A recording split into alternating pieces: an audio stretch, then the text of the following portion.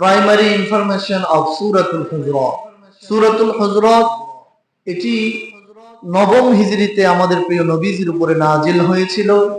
সূরাতুল হুজুরাত এটি মাদানী সূরা। আমাদের নবীজি যখন মদিনায় ছিলেন তখন মদিনায় থাকা অবস্থায় নবীজির উপরে নাজিল হয়েছিল। কোরআনুল কারীমের সূরাগুলো দুই ভাগে বিভক্ত। এক ভাগ হচ্ছে মাক্কি সূরা, আর এক ভাগ হচ্ছে মাদানী সূরা। মাক্কি এবং মাদানী মিলে কোরআন শরীফে মোট সূরা রয়েছে 14টি। 114টি সূরার ভেতরে নবীজির উপরে মক্কাতে নাজিল হয়েছে 86টি সূরা। মক্কাতে নাজিল হয়েছে 86টি সূরা, আর মদিনাতে নাজিল হয়েছে 28টি সূরা। এই 86 আর 28টি সূরা মিলে হচ্ছে 114টি সূরা। তো সূরা হুজুরাত এটাতে 8 আয়াত রয়েছে 18টি, এবং হুজুরাত শব্দের অর্থ হচ্ছে রুম। হুজুরাত শব্দের অর্থ হচ্ছে কক্ষ। আমাদের দেশে যে রুম থাকে না, রুম, কক্ষ, থাকার ঘর, যে আমরা মসজিদে আছি এটাও একটা রুম। তারপরে আমরা এই হুজুরাত শব্দের অর্থ থেকে পাই যে মূল অর্থ যেটা, সেটা হচ্ছে মদিনাতে রাসূল সাল্লাল্লাহু আলাইহি ওয়াসাল্লাম যখন ছিলেন, রাসূল সাল্লাল্লাহু আলাইহি ওয়াসাল্লামের 9 জন স্ত্রীকে নিয়ে তিনি থাকার জন্য মসজিদে নববীর পাশেই রাসূল সাল্লাল্লাহু আলাইহি ওয়াসাল্লামের ছোট ছোট 9টি রুম ছিল। যেই 9টি রুমে এক একজন করে রাসূল সাল্লাল্লাহু আলাইহি ওয়াসাল্লাম তিনার স্ত্রীদেরকে রাখতেন। তো একটি রুম হলে সেটা হচ্ছে হুজরা। এখানে যেহেতু অনেকগুলো রুম, 9টি, বহু বচন ব্যবহার হয়ে শব্দটি দাঁড়িয়েছে হুজরা। আল্লাহ তাআলা রাসূল সাল্লাল্লাহু আলাইহি ওয়াসাল্লামের এই হুজরাখানা, রুম গুলোর নামে কোরআন শরীফে একটি সূরা নাজিল করেছেন। সুবহানাল্লাহ। এই সূরা হুজুরাত নাজিল হওয়ার অনেকগুলো কারণ রয়েছে। সূরা হুজুরাতের ভিতরে অনেকগুলো শিক্ষা রয়েছে। আজকে এই জুমায় আমরা অল্প সময়ের মধ্যে আমাদের সমাজটা কেমন ভাবে চলবে, আমি কেমন ভাবে চলাচল করব, জীবন যাপন করব, কেমন ভাবে জীবন যাপন করলে একজন মানুষের জীবন সুন্দর হবে, একটি সমাজ সুন্দর হবে, একটি এলাকা সুন্দর হবে, সেই রকম 10টি বার্তা, সেই রকম 10টি মেসেজ আল্লাহ তাআলা সূরা হুজুরাতের মাধ্যমে আমাদেরকে দিয়েছেন। যারা বলুন না সুবহানাল্লাহ। এক এক করে আমরা সেই 10টি আল্লাহ পাকের দেওয়া বিষয়, আল্লাহ পাক যে 10টি বিষয় আমাদেরকে মেনে চলতে বলেছেন, সেই 10টি বিষয় আমরা জানার চেষ্টা করব। 1 নাম্বার, সূরা হুজুরাতের 10টি শিক্ষার মধ্য থেকে 1 নম্বর যে শিক্ষাটি রয়েছে আমাদের জন্য, তা হচ্ছে এই: আল্লাহ এবং তার রাসূল সাল্লাল্লাহু আলাইহি সাল্লামের চাইতে বেশি না বুঝা। বলুন তো, আমরা কি আল্লাহ এবং তার রাসূলের চাইতে কোনো কিছুর ব্যাপারে বেশি বুঝতে পারি? পারি না। সেজন্য আল্লাহ তাআলা বলেছেন, তোমরা, আমি আল্লাহ এবং আমার রাসূলের চাইতে কোনো কিছুতে বেশি বুঝার চেষ্টা করো না। দেখুন, সাহাবীদের মধ্য থেকে কোন সাহাবী তাহাজ্জুদ নামাজের ফজিলত শুনেছেন রাসূলের মুখ থেকে। শোনার পরে ওই সাহাবীরা প্রতিজ্ঞা করলেন যে আজকে রাত থেকে পুরা রাত আমি নামাজ পড়ব, রাতের একটি অংশ আমি বিশ্রাম করব না। সাহাবীদের মধ্য থেকে কোন সাহাবী রোজা রাখার ফজিলত শুনেছেন। রোজা রাখার ফজিলত শোনার পরে কোন সাহাবী সিদ্ধান্ত গ্রহণ করলেন যে আজকে থেকে গোটা বছর আমি রোজা রাখব, বছরে আর একটা দিনও আমি রোজা ভাঙব না। তাহলে কোন সাহাবী গোটা রাত দাঁড়িয়ে নামাজ পড়বেন, এক মুহূর্তের জন্য ঘুমাবেন না। কোন সাহাবী গোটা বছর রোজা রাখবেন, একদিনের জন্য রোজা ভাঙবেন না। আল্লাহ তাআলা আয়াত নাযিল করলেন তার নবীর উপরে, ইয়া আইয়ুহাল্লাযীনা আমানু লা তুকদ্দিমু বাইনা ইয়াদাইল্লাহি ওয়া রাসূলিহি ওয়াত্তাকুল্লাহ ইন্নাল্লাহা সামিউন আলীম। আল্লাহ পাক নবীজির উপরে আয়াত নাজিল করে জানিয়ে দিলেন, ও নবী সাহাবীদেরকে সহ গোটা দুনিয়াবাসীকে জানিয়ে দিন, তারা যেন আমি আল্লাহ এবং আপনি নবীর চাইতে কোনো কিছু বেশি না বুঝে। কোনো কিছু বেশি যদি তারা বুঝতে যায়, তাহলে সেটা তাদের জন্য ক্ষতিকর হয়ে যাবে। আয়াতটি নাযিল হয়ে গেল। এই আয়াত নাযিল হওয়ার পরে রাসূল সাল্লাল্লাহু আলাইহি সাল্লাম সাহাবীদেরকে ডাকলেন, ওরে আমার সাহাবী, তুমি পুরা রাত জেগে নামাজ পড়বে।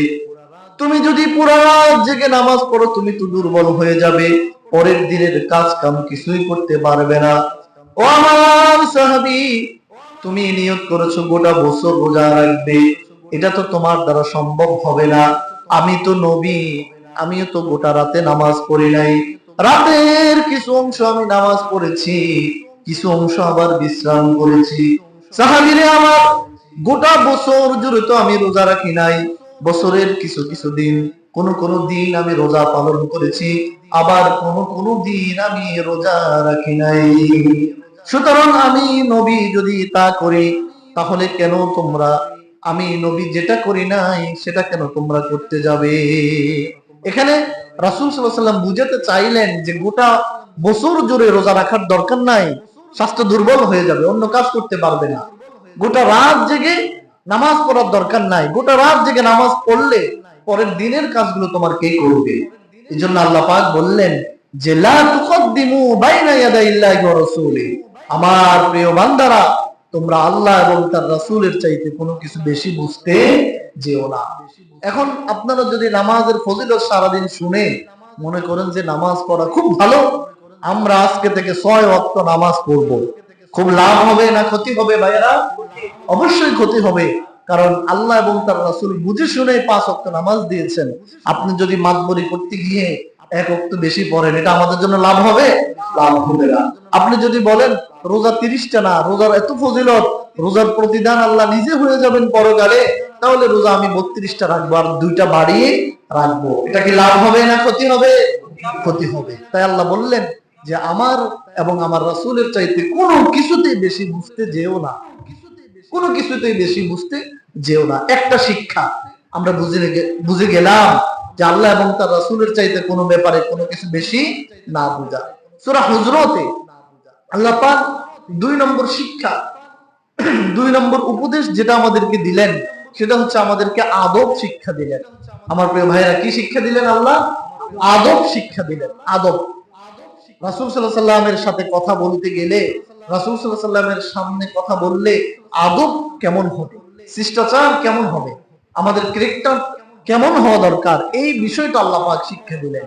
দেখুন 2 নম্বর যে আয়াতটি আমরা বলবো, এই আয়াতটি তেলাওয়াত নাজিল হওয়ার কয়েকটি কারণ রয়েছে। এই আয়াতটি নাজিল হওয়ার 2টি কারণ আমি আপনাদেরকে শোনাতে চাই। 1 নম্বর, এই আয়াতটি নাজিল হওয়ার কারণ ছিল বনু তামিম গোত্র। বনু তামিম গোত্রের লোকেরা রাসূল সাল্লাল্লাহু আলাইহি ওয়াসাল্লামের কাছে এসেছেন, এসে তারা জানতে চাইলেন যে আমাদের এই বনু তামিম গোত্রের নেতা কে হবে, আমরা নবীজি আপনার কাছে জানতে চাই। তখন নবীজির সামনে আবু বকর বসা ছিলেন এবং ওমরও বসা ছিলেন। তো রাসূল সাল্লাল্লাহু আলাইহি ওয়াসাল্লাম এই সিদ্ধান্তটা দেওয়ার আগে আবু বকর বলে উঠলেন যে বনু তামিম গোত্রের নেতা এই অমুকে হওয়া দরকার। আবার ওমর বললেন যে না, উনি হওয়া দরকার। এভাবে করে আবু বকর এবং ওমরের মধ্যে কথোপকথন চলতে চলতে এক পর্যায়ে গিয়ে তারা উঁচু আওয়াজে কথা বলে ফেললেন। উঁচু আওয়াজে আবু বকর ওমর নবীজির সামনে কথা বলার পরে আল্লাহ পাক রব্বুল আলামিন সেটা বরদাস্ত করতে পারলেন না। আল্লাহ পাক আয়াত নাযিল করলেন, ইয়া আইয়ুহাল্লাযীনা আমানু লা তারফাউ আসওয়াতাকুম ফাওকা সাওতিন নবী। আবু বকর ওমর সহ দুনিয়ার মানুষেরা শোনো, আমার নবীর সামনে তোমাদের কণ্ঠস্বরকে উঁচু করো না। আমার নবীর কণ্ঠস্বরের চাইতে তোমাদের কণ্ঠর আওয়াজ যদি বেশি হয়ে যায়, আমি আল্লাহ পাক তোমাদের জীবনের সব আমল গুলো নষ্ট করে দেব, তোমাদের জীবনের সব আমল বরবাদ হয়ে যাবে। কোন সময় তা হবে সেটা তোমরা বুঝতেই পারবে না। তাহলে একটা বিষয় আমরা পেলাম যে রাসূল সাল্লাল্লাহু আলাইহি ওয়াসাল্লামের সামনে আবু বকর এবং ওমর জোরে কথা বলেছেন, যেটা আল্লাহ পাক বরদাস্ত করেন নাই, আয়াত নাজিল করলেন। দুই নম্বর যে কারণটি আমরা শুরুতে বলেছিলাম, রাসূল সাল্লাল্লাহু আলাইহি ওয়াসাল্লাম মসজিদে নববীর পাশে যে তিনার স্ত্রীদেরকে নিয়ে রুমগুলোতে থাকতেন, তো একদিন দুপুর বেলায় রাসূল সাল্লাল্লাহু আলাইহি ওয়াসাল্লাম তিনার হুজরা খানায়, বিশ্রামখানায় তিনি বিশ্রাম করছেন। এমন সময় আরব বেইদুন কিছু লোক আসলো, সাহাবীরা আসলো। বেইদুন শব্দের অর্থ হচ্ছে মূর্খ, অশিক্ষিত, পড়ালেখা জানা নেই এমন মানুষ। তিনারা এসে রাসূল সাল্লাল্লাহু আলাইহি ওয়াসাল্লামের কামরায় বাড়ি মেরে আওয়াজ করে নবীজিকে ডাকতে লাগলেন, জিয়া মুহাম্মদ, তাড়াতাড়ি ওঠো, তোমার সাথে কথা আছে। জোরে জোরে নবীজিকে ডাকতে লাগলেন। আল্লাহ তাআলা এটা বরদাস্ত করলেন না। আল্লাহ তাআলা আয়াত নাযিল করলেন, ইয়া আইয়ুহাল্লাযীনা আমানু লা তারফাউ আসওয়াতাকুম ফাওকা সাওতিন নাবী ولا تجهروا له بالقول كجهر بعضكم لبعض أن تحبط أعمالكم। আমার নবীর সামনে উঁচু আওয়াজে কথা বলো না, নবীজির কণ্ঠের চাইতে তোমাদের কণ্ঠ উঁচু করবে না, এবং আমার নবীকেও তোমাদের সাধারণ মানুষদের মতো নাম ধরে ডেকো না। আমার নবীজিকে ডাকতে হলে তোমরা সম্মানের সাথে ডাকো, যদি না করো তাহলে তোমাদের আমলগুলো আমি আল্লাহ পাক নষ্ট করে দেব। আল্লাহ পাক আয়াত নাযিল করলেন। এই আয়াতটা নাযিল হওয়ার ব্যাপারে, এই আয়াতটা নাযিল হওয়ার পরে তাফসীরে এসেছে যে আবু বকর ওমর এমন আস্তে আস্তে কথা বলতেন নবীজির সামনে, তারা এমন ভয় পেয়েছেন। এখন আবু বকরের কথা নবীজি এবার শুনে না। আবু বকর কি বলছো, আবার বলো তো, আমি বুঝি নাই। এত আস্তে কথা বলতেন, এত আদব মর্যাদা দিতেন। এই আয়াতটা নাযিল হওয়ার পরে নবীজির সামনে আবু বকর, ওমর, ওসমান কোনদিন আর জোর গলায় কথা বলেন নাই। প্রিয় ভাইয়েরা আমার, এই আয়াত থেকে শুধু আবু বকর, ওমর শিক্ষা নেবেন তা কিন্তু নয়। এই আয়াতটা নাযিল করে আল্লাহ পাক কিয়ামত পর্যন্ত গোটা দুনিয়ার মানুষ যেন শিক্ষা নিতে পারে, আল্লাহ পাক সেজন্য এই আয়াতটা নাযিল করে রেখেছেন। সেই আয়াত থেকে শিক্ষা হচ্ছে, আমরা কোনদিন আমাদের মুরব্বী, যারা আমাদের মাথার তাজ, মুরব্বীদের সম্মুখে কখনো উচ্চ আওয়াজে কথা বলতে পারি না। বাবা এবং মা সম্মানের সবচেয়ে বড় পাত্র। বাবা মায়ের সাথে উচ্চ আওয়াজে কথা বলা হারাম। তারপরে উস্তাদের সামনে, শিক্ষকের সামনে, সম্মানিত ব্যক্তিদের সাথে উচ্চ আওয়াজে কথা বললে আল্লাহ পাক আমার আর আপনার আমল নামা ইবাদতগুলো কখন যে নষ্ট করে দিবেন আমরা বুঝতেও পারবো না। অত্যন্ত গুরুত্বপূর্ণ শিক্ষণীয় এই আয়াত থেকে যে আমাদের আচার আচরণের ক্ষেত্রে বড়দের সামনে, সম্মানিত ব্যক্তিদের সামনে, উস্তাদদের সামনে, বাবা মার সামনে, মুরব্বীদের সামনে কথা বলার ক্ষেত্রে অবশ্যই আমাদেরকে সতর্কতা অবলম্বন করতে হবে। দুটা শিক্ষা চলে গেল। 3 নম্বর যে শিক্ষাটা আল্লাহ পাক আমাদেরকে দিলেন সূরা হুজুরাতের মাধ্যমে, তা হচ্ছে এই কোন খবর শুনলে সেটাকে বিশ্বাস না করে সেটাকে কি করতে হবে, যাচাই এবং বাছাই করতে হবে। যাচাই বাছাই করতে হবে। আপনি একটা খবর শুনেছেন যে চট্টগ্রাম বিক্রি হয়ে গেছে, আপনি পরের দিন ঘর থেকে বের হয়ে গেলেন, এই আন্দাজি খবর বিশ্বাস করা যাবে না। দেখুন, আন্দাজি খবর, ফেক নিউজ এখন আমাদের দেশে অহরহ হচ্ছে। আপনি ফেসবুকে একটা ঘটনা দেখে এটাকে বিশ্বাস করতে পারবেন না, আপনাকে যথাযথভাবে ভেরিফাই করতে হবে। আপনি কারোর কাছ থেকে একটা কথা শুনেই আপনি এটাকে বিশ্বাস করতে পারেন না। দেখুন, আমার মনে আছে যখন আমি ক্লাস 6-7 পড়ি, তখন একটা তথ্য ছড়িয়েছিল যে সাইদি সাহেবকে ছাদে দেখা যায়। ইব্রাহিম ভাই শুনেছেন না এরকম একটা কথা, সাইদি সাহেবকে ছাদে দেখা যায়। তখন আমরা এই খবর শুনে বাইর হয়ে তখন ছাদের দিকে তাকিয়ে নিজের কাছেও মনে হচ্ছে, হ্যাঁ আসলেই তো সাইদি সাহেবের মতো এই তো ছাদে মনে হয় দেখা যাচ্ছে। কেন? ওই যে আপনার কথাটা বিশ্বাস করেছেন, বিশ্বাস করার পরে আপনার দৃষ্টিভঙ্গি, আপনার চিন্তা চেতনায়, আপনার মনের অন্তরে সাইদি সাহেবকে ওই ছাদের ভিতরে দেখা যাচ্ছে একটা ধারণা আপনি তৈরি করে নিয়েছেন। আর আমি কতজনকে দেখালাম যে ভাই দেখেন না সাইদি সাহেবের মতোই তো লাগতেছে। তাহলে এটা ভুয়া নিউজ। এটা কি নিউজ? ভুয়া নিউজ। তারপরে বাঁশ কাটলে বাঁশ থেকে পানি বের হয়, ভুয়া নিউজ না? এই যে এত তো বাঁশ কারেন্ট সব সময় দেখবেন না, শীতকালে তো পানি এমনি বের হবে, হ্যাঁ, কুয়াশা জমে সেখানে লেগে থাকে। এই যে ভুয়া নিউজ গুলো, কত রকমের ভুয়া নিউজ বের হয়। আল্লাহ পাক বললেন কোন একটা খবর বের হলেই তোমরা সেটাকে যাচাই এবং বাছাই করো।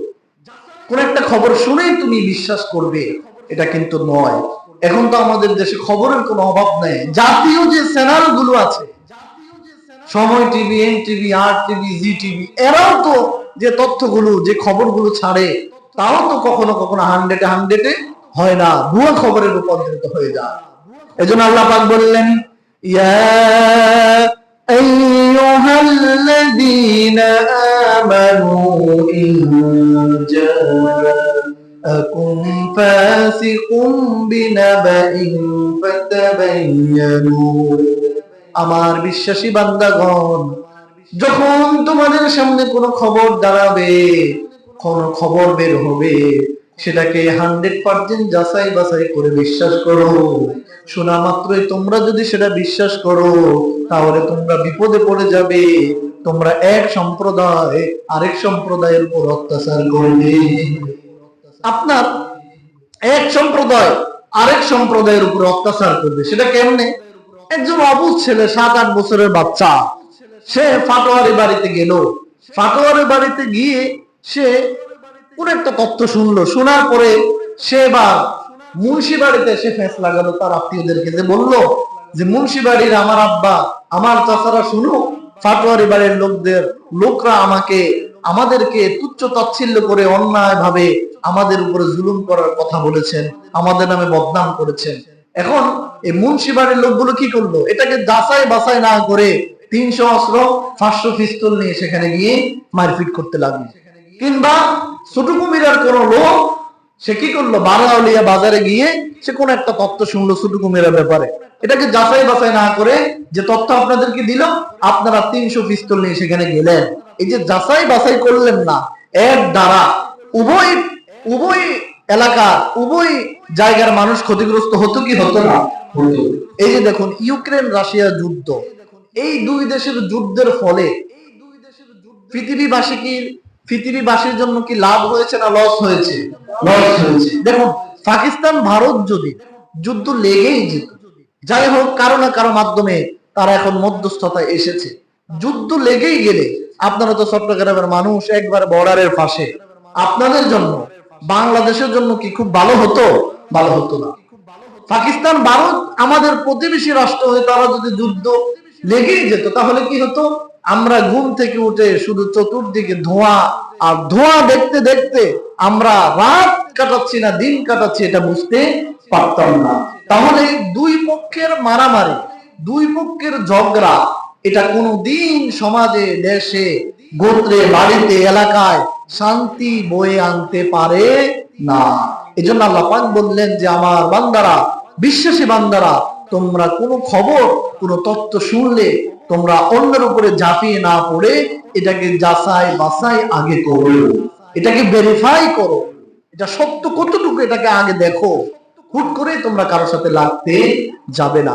3 নম্বর যে মেসেজটি আমরা এই সূরা থেকে পেলাম, তা হচ্ছে কোনো খবর শুনলেই বিশ্বাস না করে আগে সেটাকে যাচাই এবং বাছাই করতে হবে। 4 নম্বরে সূরা হুজুরাতের মাধ্যমে আল্লাহ রাব্বুল আলামিন যে শিক্ষণীয় বিষয়টি আমাদের জন্য রেখেছেন তা হচ্ছে এই, আল্লাহ পাক রব্বুল আলামিন বলেছেন, বিশ্বাসী দুই পক্ষ যদি কোনোদিন ঝগড়ায় লিপ্ত হয়ে যায়, বিশ্বাসী দুই পক্ষের মধ্যে তুমি বন্ধুত্ব আচরণ তৈরি করে দাও। দুই পক্ষের লোক ঝগড়ায় মেতে উঠেছে, কিংবা কোনো ঘরে আগুন লেগেছে, আপনি সেখানে গিয়ে যদি পানি দেওয়ার পরিবর্তে কেরোসিন তেল দেন, ওই ঘরের অস্তিত্ব কি আর ঠিক থাকবে? ঠিক থাকবে না। আল্লাহ পাক বলেন, وَإِن طَائِفَتَانِ مِنَ الْمُؤْمِنِينَ اقْتَتَلُوا فَأَصْلِحُوا بَيْنَهُمَا। দুই পক্ষের মধ্যে যখন ঝগড়া লেগে যাবে, দুই পক্ষের মধ্যে যখন বিবাদ লেগে যাবে, দুই পক্ষ যখন ক্ষতির মধ্যে চলে যাবে তখন তুমি তৃতীয় পক্ষ হয়ে তাদের বিবাদ, তাদের ঝগড়া মিটানোর জন্য চেষ্টা করো, বিবাদটা মিটিয়ে দাও। রাসূল সাল্লাল্লাহু আলাইহি ওয়াসাল্লাম তাই করতেন। নবীজি হাদিসে বলেছেন, আলা উখবারুকুম বিআফদালি দারাজাতিন মিন সাদাকাতিন ওয়া সিয়ামিন ওয়াস সালাতু ইসলাহু যাতাল বাইত। রাসূল সাল্লাল্লাহু আলাইহি সাল্লাম বলেছেন, নামাজ রোজার চাইতেও আরো উত্তম কাজ আছে, আর সেই উত্তম কাজ হচ্ছে দুইজন ব্যক্তির বিবাদ মিটিয়ে দেওয়া, দুইজন ব্যক্তির ঝগড়া মিটিয়ে দেওয়া। এটাকে রাসূল সাল্লাল্লাহু আলাইহি ওয়াসাল্লাম বলেছেন নামাজ রোজার চাইতেও আরো মূল্যবান কাজ, দামি কাজ, উত্তম কাজ। জোরে বলেন না সুবহানাল্লাহ। চিন্তা করেন তো একবার, আপনি দুইজন ব্যক্তির ঝগড়াটা নিভিয়ে দিলেন, থামিয়ে দিলেন। রাসূল বলেন এটা নামাজ রোজার চাইতেও আরো ভালো কাজ, আরো উত্তম কাজ, এটা তোমরা করো। এবং হাদিসে এসেছে যেই সকল জায়গায় মিথ্যা কথা বলা জায়েজ, তার মধ্যে দুইজন ব্যক্তির শত্রুতা মিটানোর জন্য, দুইজন ব্যক্তির ঝগড়া মিটানোর জন্য উভয়ের কাছে মিথ্যা কথা বলা জায়েজ আছে। সুবহানাল্লাহ। মনে করেন ইব্রাহিম ভাইয়ের সাথে সাইফুল ভাইয়ের ঝগড়া চলছে, এখন আমি সেখানে কি করতে পারি? ইব্রাহিম ভাইয়ের কাছে এসে বললাম যে ইব্রাহিম ভাই, সাইফুল ভাইকে তো আপনি অনেক খারাপ মনে করেন, কিন্তু আসলে সাইফুল ভাই তো এই অমুক অমুক দিন আপনার ব্যাপারে যে কথা বলেছে ভালোই বলেছে, প্রশংসা করেছে, আপনারা বলেন। তখন ইব্রাহিম ভাই সাইফুল ভাইয়ের প্রতি যে বিবাদটা ছিল সেটা কমবে নাকি বাড়বে? অবশ্যই কমবে। কারণ আমি তো মিথ্যা বলেছি যে ইব্রাহিম ভাই আপনি তো সাইফুল ভাইকে খারাপ মনে করেন, কিন্তু সাইফুল ভাই তো আপনার ব্যাপারে সবসময় আমার কাছে প্রশংসা করে। আবার সাইফুল ভাইয়ের কাছে গিয়ে বললাম যে সাইফুল ভাই আপনি তো ইব্রাহিম ভাইকে খারাপ মনে করেন, কিন্তু ইব্রাহিম ভাই তো সবসময় আপনার প্রশংসা করে। এই যে দুইজনের ভিতরে তাদের শত্রুতা, তাদের এই মানে খারাপ আচরণটা মিটানোর জন্য আমি যে মিথ্যা কথাটা বললাম, এটা শরীয়তের ভাষায় জায়েজ নাকি না জায়েজ? জায়েজ। দেখুন, দুইজনের ভিতরে বিবাদ মিটানোর জন্য, ঝগড়া মিটানোর জন্য মিথ্যা বলা, এটাও শরীয়ত জায়েজ করেছে। তার মানে কাজটা কত দামি কাজ। দেখুন, এই কাজটাই আমাদের নবীজি করতেন, আমরা উম্মতরা সেটা বুঝি না। আমরা কেউ যদি ঝগড়া করে, মারপিট করে, তখন ফেসবুকে লাইভ করি, হাই গাইস দেখুন এখানে একজন আরেকজনের কল্লা উড়িয়ে দিচ্ছে, একজন আরেকজনের মাথা ফেলে দিচ্ছে, হাই গাইস দেখুন এখানে মারামারি ঝগড়াঝাটি। কিন্তু আপনি যদি ভিডিওটা না করে, ছবিটা না তুলে, আপনি চাইলে তাদের দুজনের মধ্যে মিটিয়ে দিতে পারতেন। অনেকে আবার এভাবে থাকে প্রস্তুতি নিয়ে যে আগে শুরু করুক, এই দেখি শুরু হোক আগে, এই আগে শুরু করো, মানে একজনের মাথাটা আগে ফাটাক, তারপরে দেখা যাক। কিন্তু এই যে আপনি কাজটা করলেন, আপনি মুমিনের কাজ করেন নাই।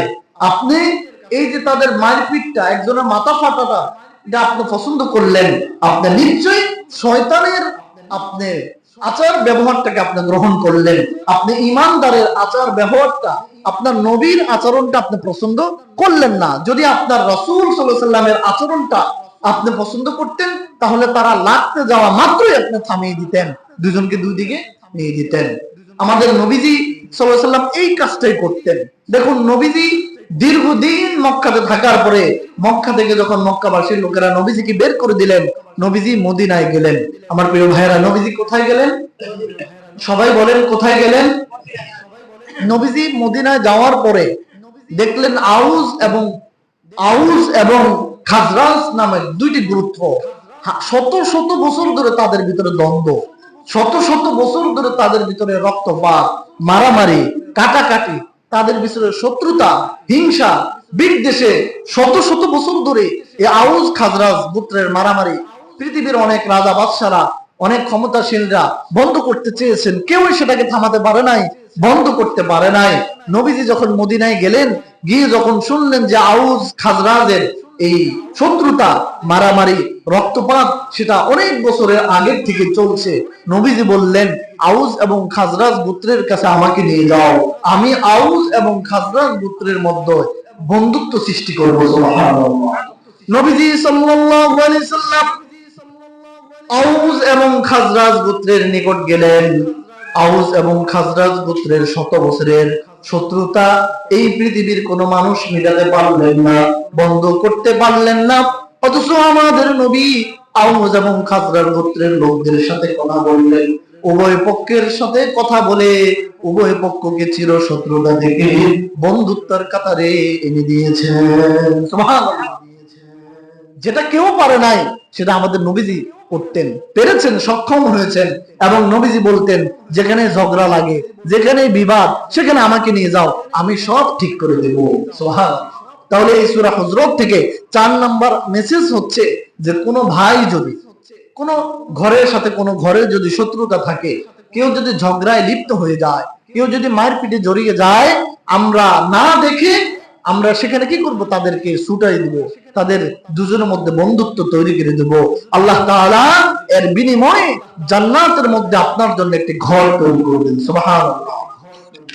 প্রিয় বন্ধুগণ আমার, সূরা হুজরাতের আলোকে আল্লাহ পাক আমাদের জন্য যে পঞ্চম যে শিক্ষাটা রেখেছেন সেটা হচ্ছে যে এই যে একে অপরকে তুচ্ছ তাচ্ছিল্য করে কথা না বলা, একে অপরকে নিয়ে হাসি তামাশা না করা। দেখুন, রাসূল সাল্লাল্লাহু আলাইহি ওয়াসাল্লামের উপরে আল্লাহ তাআলা এই আয়াত নাজিল করে, এই সূরা নাজিল করে শুধু রাসূলের জন্য এবং সাহাবীদের জন্য কিন্তু শিক্ষা রাখেন নাই, এই শিক্ষাগুলো অবশ্যই আমাদের জন্য রেখেছেন। দেখুন, আল্লাহ পাক আয়াত নাজিল করেছেন, ইয়া আইয়ুহাল্লাযীনা আমানু লা ইয়াসখার কওমুম মিন কওমিন আসা আইয়াকুনু খায়রাম মিনহুম। আল্লাহ পাক বলেছেন, হে ঈমানদারগণ, তোমরা একে অপরকে তুচ্ছ তাচ্ছিল্য করে একে অপরকে মন্দ নামে তোমরা ডাকবে না, তুচ্ছ তাচ্ছিল্য করবে না।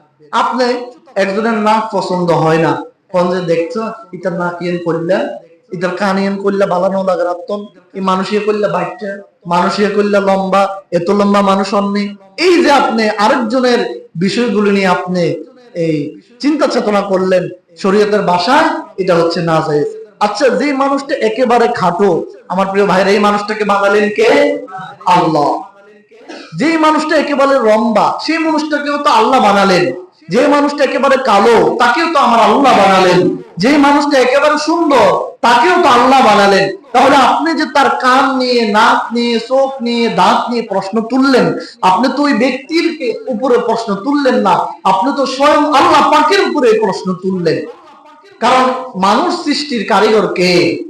এটা তো কোনো ফ্যাক্টরির রুটি, বন, সিঙ্গারা, সমোসা কোনো কিছু নয়, এটা তো মানুষের হাতে তৈরি। আর মানুষ তো স্বয়ং আল্লাহ পাক রব্বুল আলামিনের কুদরতি হাতে তৈরি।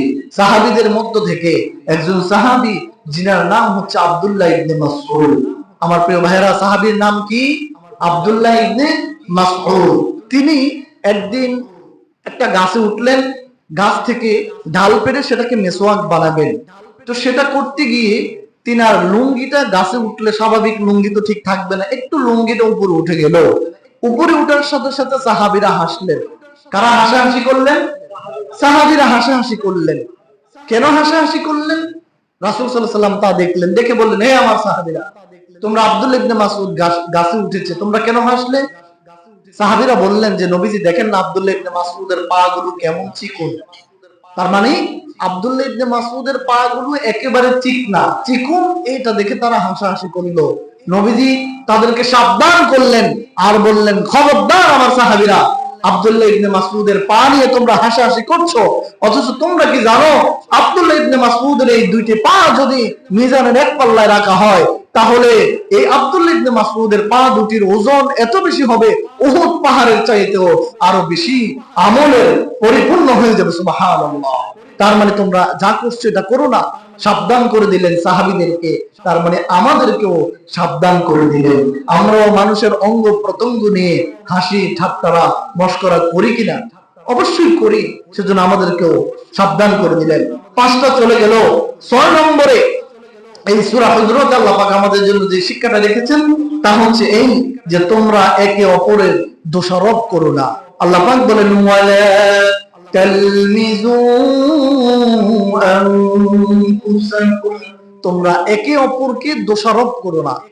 দোষ দেওয়া এটা আমরা বাঙালিরা ভালোই পারি। মনে করেন 5 জন মিলে একটা মাছের প্রজেক্ট করেছেন। এখন 5 জনের ভিতরে মাছের প্রজেক্ট করতে গিয়ে এখানে লস হচ্ছে। এখন সবাই মিলে একজন একটু সিধা মানুষ, একে সবাই দোষারোপ করে যে, বেটা তোর কারণে আমাদের এই ব্যবসাটা ধ্বংস, কিংবা গরুর খামার, কিংবা যে কোনো কাজে 5-6 জন মিলে করেছেন, এখন এটাতে যখন সফল হতে পারে নাই, লস হয়েছে, এখন সবাই মিলে একজনকে দোষারোপ করে একজনের ঘাড়ে সব দোষ চাপিয়ে দিয়ে নিজেকে সাধু সাজতে চায়, নিজের ভুল কেউ স্বীকার করতে চায় না। আল্লাহ পাক এজন্য বললেন, ওয়ালা তালমিজু আনফুসাকুম, তোমরা একে অপরকে দোষারোপ করো না। তোমরা একে অপরকে দোষারোপ করলে এটা তোমাদের জন্য ক্ষতি ছাড়া আর কোনো কিছুই হতে পারে না। 7 নম্বর আল্লাহ তাআলা সূরা হুজুরাতে আমাদের জন্য যে শিক্ষণীয় বিষয়টা রেখেছেন তা হচ্ছে এই, কাউকে তোমরা মন্দ নামে ডেকো না।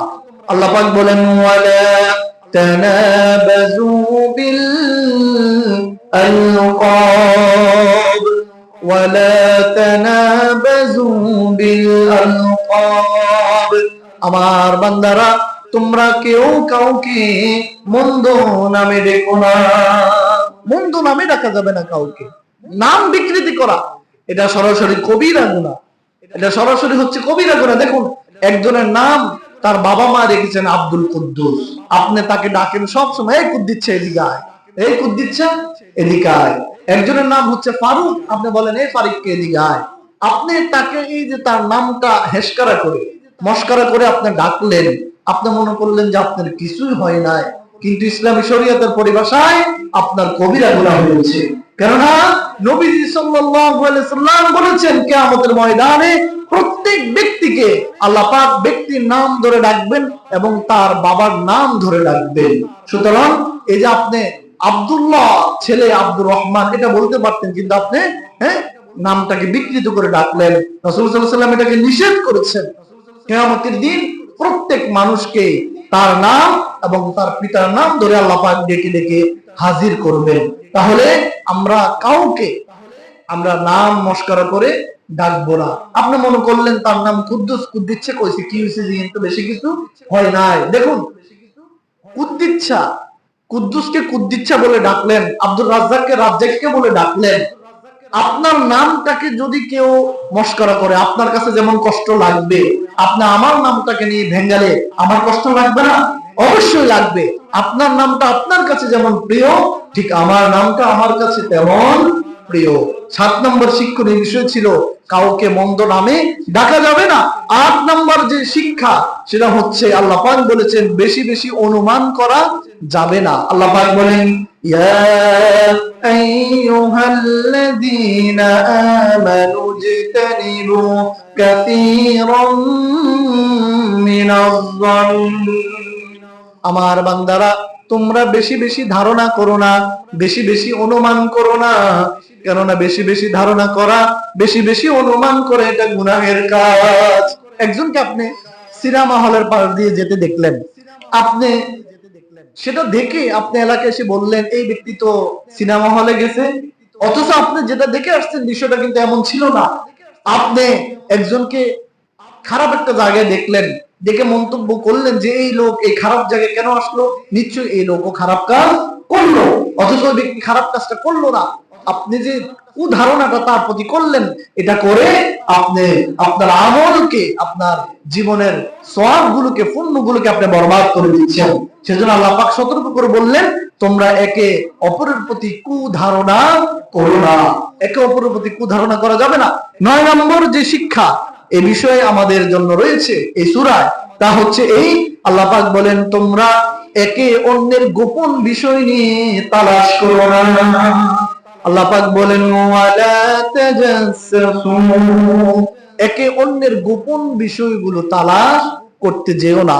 আপনার বন্ধুর মোবাইল আপনার হাতে রাখতে দিছে, আপনি আপনার বন্ধুর গ্যালারিতে ঢুকে সব ছবিগুলো দেখলেন এবং বিকৃত কোনো ছবি পেয়ে সেটা আপনি নিজে নিয়ে নিলেন, তার মেসেঞ্জারে ঢুকলেন, তার হোয়াটসঅ্যাপে ঢুকলেন, আপনি তার সকল গোপন তথ্যগুলো বের করলেন এবং আপনি দেখলেন আপনার প্রতিবেশীর ঘরে ঝগড়া হচ্ছে, আপনি কান পেতে শুনে আছেন যে তারা কি নিয়ে ঝগড়া করছে। এই যে কান পাতা, উকি মারা, এগুলো শরীয়তের পরিভাষায় কোরআনের মাধ্যমে আল্লাহ পাক স্পষ্ট ভাবে নিষেধ করেছেন যে কারো গোপন বিষয় তালাশ করো না। ভাই, আপনি বিয়ে করছেন?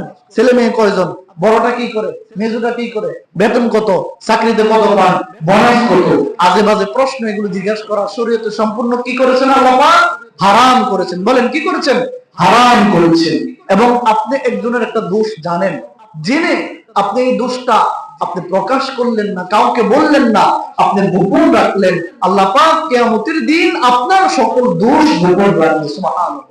আমরা তো এখন নিজের দোষ চোখে দেখি না, খালি অমুকে এটা করছে, এ দোষী, এটা করছে, ঠিক হয় নাই, উচিত হয় নাই, এরকম একজনের দোষ আরেকজনের খুঁজি। অথচ নবীজি সাল্লাল্লাহু আলাইহি সাল্লাম বলেছেন, মান সাতারা আইবান সাতারাহুল্লাহু ইয়াওমাল কিয়ামাহ। এই দুনিয়াতে কোন মানুষ যদি কোন মানুষের একটা দোষ গোপন রাখে, তাহলে আল্লাহ পাক কিয়ামতের দিন সব মানুষের সামনে ওই ব্যক্তির সব দোষ গোপন রাখবে। এবং নবী সাল্লাল্লাহু আলাইহি সাল্লাম বলেছেন, ওমান কাশাফা আওরাতাহু আখিহি। কোন মানুষ যদি তার ভাইয়ের দোষগুলো সবার কাছে বলে বেড়ায়, প্রকাশ করে দেয়, তাহলে আল্লাহ পাক কাশাফাল্লাহু আওরাতাহু, কিয়ামতের দিন আল্লাহ পাক সব মানুষের সামনে তার দোষগুলো তুলে ধরবে। এই যে আমি আপনার দোষ শুধু মানুষের কাছে বলে বেড়াই, আমি কি সাধু? আমার দোষ নাই? আমি আপনার দোষ নাইলে 5 জনের কাছে 10 জনের কাছে বললাম, কিন্তু কিয়ামতের ময়দানে আল্লাহ পাক আমার দোষগুলো পৃথিবীর শুরু থেকে শেষ পর্যন্ত যত মানুষ এসেছে সবার সামনে আল্লাহ পাক বলে দিবে। এজন্য এটা আমরা আলেম বলেন, জালেম বলেন, সাধারণ মানুষ বলেন, আমাদের সবার অভ্যাস আছে নিজেকে সাধু বানিয়ে অন্যের দোষ বলা বলি করা। আল্লাহ পাক এই রোগ থেকে সকল মুসলমানকে নাজাত দেখ পড়ে আমিন। আমার প্রিয় ভাইরা, 10 নম্বরটা বলে শেষ করছি। 10 নম্বরে আল্লাহ পাক যে শিক্ষাটা আমাদের জন্য সূরা হুজুরাতে রেখেছেন তা ছিল এই, একে অপরের গীবত করো না তোমরা। আল্লাহ পাক বলেন, ওয়ালা ইয়াগতাব বা'দুকুম বা'দা। আমার বান্দারা, তোমরা একে অপরের গীবত করবে না। আল্লাহ পাক বলেন, আইয়ুহিব্বু আহাদুকুম আইয়াকুলা লাহমা আখিহি মাইতান ফাকারিহতুম। আল্লাহ পাক বলেন, তোমরা আইয়ুহিব্বু আহাদুকুম, আল্লাহ পাক প্রশ্ন করেছেন, তোমরা কি একে অপরের গোশত খেতে পছন্দ করবে নাকি? আল্লাহ সবাই বলেন, আমরা কি একে অপরের গোশত খেতে পছন্দ করব? আল্লাহ পাক সেই প্রশ্নটাই করলেন, আইয়ুহিব্বু, তোমরা কি পছন্দ করবে, আহাদুকুম আইয়াকুলা লাহমা আখিহি মাইতান, অন্য ভাইয়ের গোশত খেতে কি পছন্দ করবে? আল্লাহ পাক বলেন, অবশ্যই না, না, না, তোমরা কেউ কারো গোশত খেতে পছন্দ করবে না। তাহলে শোনো, গীবত করা এটা হচ্ছে এত জঘন্য অপরাধ, এটা এত বিশাল পাপ, এটা হচ্ছে একজন মুসলমান আরেকজন মুসলমানের গোশত খাওয়ার চাইতেও জঘন্য অপরাধ হচ্ছে গীবত করা। এজন্য গীবত করা যাবে না। রাসূল সাল্লাল্লাহু আলাইহি ওয়াসাল্লাম বলেন, আমি যখন মেরাজে গেলাম, মেরাজের রাত্রিতে আমি দেখলাম কিছু লোক তাদের নখগুলো অনেক লম্বা, তাদের নখগুলো এত ধারালো, তামার চাইতেও শক্ত, অনেক ধারালো, বড় বড় নখ। এই নখগুলো দিয়ে তারা তাদের শরীর থেকে, তাদের মুখ থেকে গোশতগুলো খামচিয়ে খামচিয়ে তুলতেছেন, তাদের বুক ছিঁড়ে গোশতগুলো তুলতেছেন, তাদের পেট ছিঁড়ে গোশতগুলো তুলতেছেন তাদের নিজেদের নখ দিয়ে। আল্লাহর নবী বলেন, আমি জিবরাইলকে প্রশ্ন করলাম, ও জিবরাইল, এই লোকগুলো কারা?